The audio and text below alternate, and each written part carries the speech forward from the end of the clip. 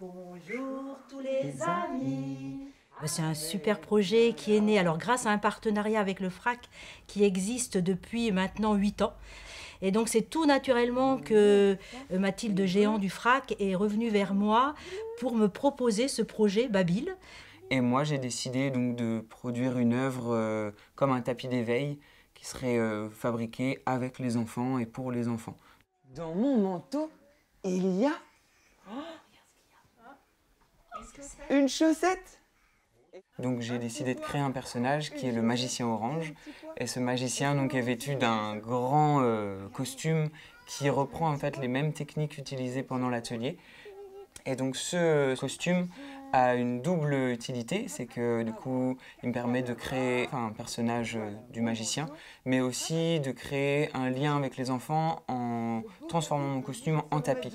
Donc ce costume se déplie et ce qui permet de réunir tous les enfants autour et déjà d'aborder un peu les textures, les différentes matières qu'on va expérimenter dans l'atelier. On essaye de faire des grands ronds comme ça. Je les ai invités sur plusieurs séances à venir colorer le tissu, placer des formes dessus. Donc la première séance c'était avec des crayons de couleur. Et ensuite on a aussi travaillé sur la peinture avec du coup la trace et l'empreinte. Donc on a travaillé le schéma corporel.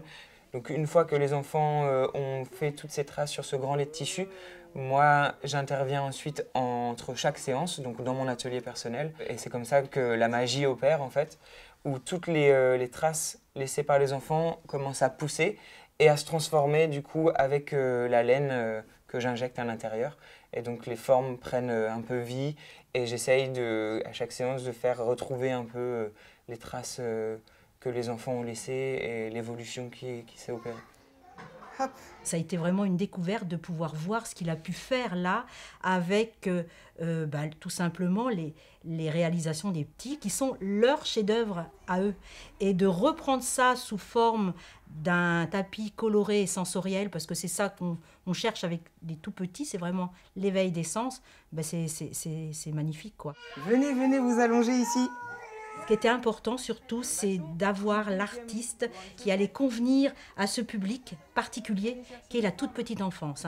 Parce que ça n'est pas si simple que ça, de trouver des intervenants, des artistes, des partenaires qui ont ce sens de la relation avec des tout petits.